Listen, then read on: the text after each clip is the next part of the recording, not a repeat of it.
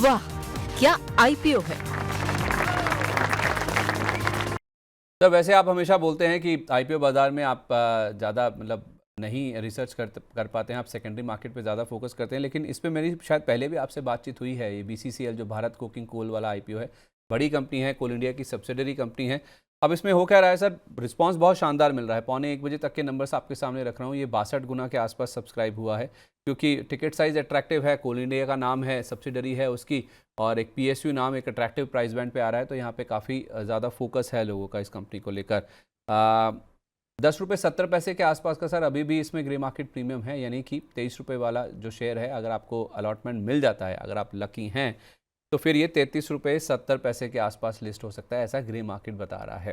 तो सर क्या करना चाहिए? जिस तरह का मूड माहौल है मार्केट का, ग्रे मार्केट प्रीमियम नीचे आया है, लेकिन अभी भी उत्साह है। एनआईआई कैटेगरी तो बहुत ही ज़्यादा उत्साहित है। तो लगा दें एक बार लिस्टिंग गेन के लिए पैसा। बिल्कुल संदीप जी, मेरे तरफ से तो मुझे लगता है कि इन्वेस्टमेंट करना चाहिए। क्योंकि हम्म, अगर आप अप्लाई करते हो तो ज्यादा से ज्यादा नुकसान कुछ है ही नहीं। 7-8 दिन आपका पैसा जो है ब्लॉक रहता है। तो ठीक है। ठीक है, अगर नहीं मिलेगा तो नहीं मिलेगा। अगर मिलता है उस केस में एक अच्छा खासा हम्म। बढ़िया आपको यहाँ पे लिस्टिंग इन मिलने का हाई पॉसिबिलिटीज है। और जिस तरीके से हम्म। ओवर सब्सक्रिप्शंस आया है, तो लिस्टिंग इन होने का हाई पॉसिबिलिटीज है। It's not only that listing in पे भी हमारा पॉजिटिव व्यू है। और अगर for the long term, already we discuss कि इसका फंडामेंटल भी मुझे बहुत ही बढ़िया लगा, अट्रैक्टिव लगा। और जिस टाइम में अभी लिस्टिंग हो रहा है और साइज भी बड़ा नहीं है, 1100 करोड़ के आसपास ही है। सो ऑलमोस्ट मुझे लगता है कि आपको लिस्टिंग गेन भी अच्छा होगा और फॉर द लॉन्ग टर्म भी आपको बने रहना चाहिए। और वो तो ऑब्वियसली लिस्टिंग के बाद एक बार हम रिव्यू करेंगे। और एक डिस्क्लेमर देना चाहूंगा, कल ना हमने भी अप्लाई किया है। हमारे जो कंपनी है, कंपनी के अकाउंट से कॉर्पोरेट एचएनआई कैटेगरी में। सो लेट्स सी क्या होता है। एक डिस्क्लेमर रहेगा मेरे तरफ से, और आपको भी अप्लाई करना चाहिए। ठीक है, तो ज़रूर अप्लाई करना चाहिए आपको भी, और सर की टीम ने भी अप्लाई किया है। तो यहाँ पे पैसा बन सकता है लिस्टिंग के लिहाज से। अच्छा, दूसरा आईपीओ देखा है सर आपने क्या? ये जो अमागी मीडिया वाला है, इसको पढ़ पाए क्या आप? सॉरी संदीप जी, मैं इसमें व्यू दे नहीं पाऊंगा। इनफैक्ट लोगों का भी इंटरेस्ट इसमें ज़्यादा नहीं है। आज इसका पहला दिन है भले ही, लेकिन ये अगर आप 12:45 तक के नंबर्स देखेंगे ना, तो केवल 4% के आसपास ही सब्सक्राइब हुआ है। 343 से 361 रुपये का इसका प्राइस बैंड है। 1788 करोड़ रुपये कंपनी रेज करना चाहती। फ्रेश इशू भी है, ओएफएस का पार्ट भी है। इंटरेस्टिंगली इसमें भी ग्रे मार्केट प्रीमियम है 16 रुपये पर शेयर के आसपास का, लेकिन आपको बता दूं कि एक समय ये 33 रुपये के आसपास था, यानी कि 398 के आसपास लिस्ट होने की बातचीत थी। अब ये घटकर आ गया 377 रुपये पर लिस्टिंग की बातचीत, यानी कि केवल 16 रुपये के आसपास का यहाँ पर ग्रे मार्केट प्रीमियम बचा है। खैर, इस स्टॉक को लेकर ज़्यादा उत्साह है भी नहीं। अच्छा, कुछ स्टॉक्स हैं सर जहाँ पे आईपीओ लॉक इन खत्म हो रहे हैं। इसमें एक नाम आज ही है, कैनरा एचएसबीसी लाइफ इंश्योरेंस का।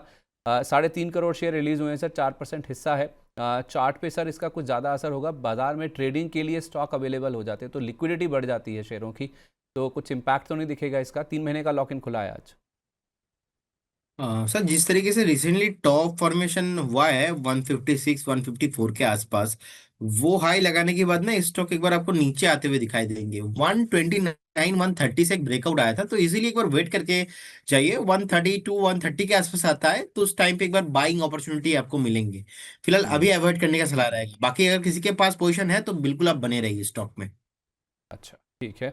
पाक मेडिवर्ल्ड और सर नेफ्रोकेयर हेल्थ सर्विसेज, ये एक ही दिन लिस्ट हुए थे।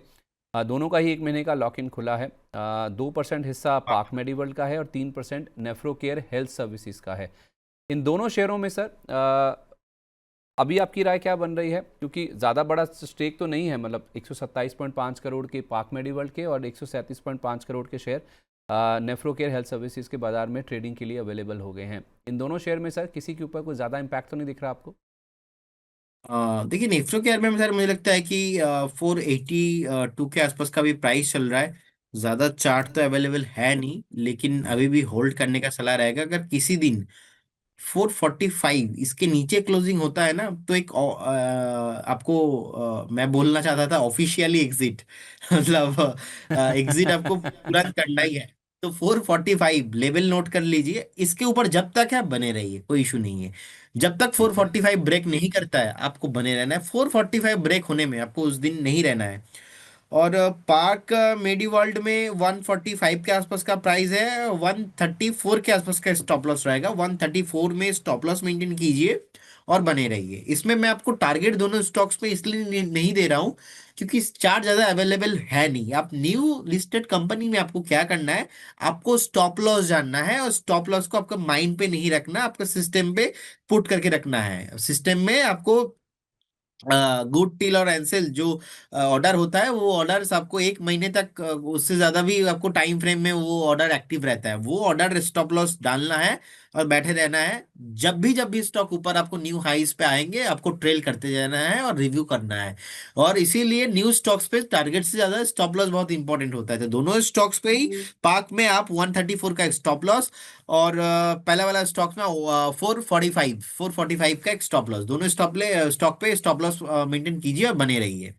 ये दोनों स्टॉप लॉस बहुत इंपॉर्टेंट है क्योंकि 14 जनवरी को इनके आईपीओ के लॉक इन खुल रहे हैं। माफ़ कीजिए, मुझे लगा आज खुल रहे हैं, कल खुल रहे हैं। ये एक महीना पूरा हो जाएगा इनका, और आईपीओ लॉक इन खुलेगा तो शेयरों की सप्लाई आती है मार्केट में ट्रेडिंग के लिए, और शेयर हैं जो कि अवेलेबल हो जाते हैं। कुछ बेचे ना बेचे उसकी डिस्क्रिप्शन है, ये नहीं है कि बिकने के लिए आ जाएंगे, लेकिन मर्जी है जिसका आईपीओ लॉक इन खुल रहा है उसको अगर लग रहा है कि मुझे निकलना चाहिए, प्रॉफिट हो रहा है या फिर नुकसान भी हो रहा है, तो बिकवाली का एक दबाव बन सकता है, ऐसी आशंका रहती है। तो उस लिहाज से इन लेवल्स को, स्टॉप लॉसेस को आप ज़रूर ध्यान में रखिए। अच्छा सर, 16 तारीख की जहाँ तक बात है ना, शुक्रवार को दो और कंपनियां हैं जिनके आईपीओ लॉक इन खुलने वाले हैं। एक है ICC prudential AMC, 70 lakh share हैं, 1% हिस्सा है, 1862 करोड़ के शेयर हैं। और दूसरा है स्मार्ट वर्क्स को वर्किंग स्पेसिस, इसके तो सर एक महीने का लॉक इन है, पर 27% हिस्सा, करीब 3.25 करोड़ शेयर हैं जो कि लॉक इन खुल रहा है।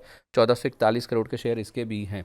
तो इन दोनों चार्ट्स को देखकर बताइए सर, आईसीआईसी प्रूडेंशियल या फिर स्मार्ट वर्क्स को वर्किंग के हिसाब से क्या लेवल्स इंपॉर्टेंट है जिनको ध्यान में रखना है 16 तारीख को?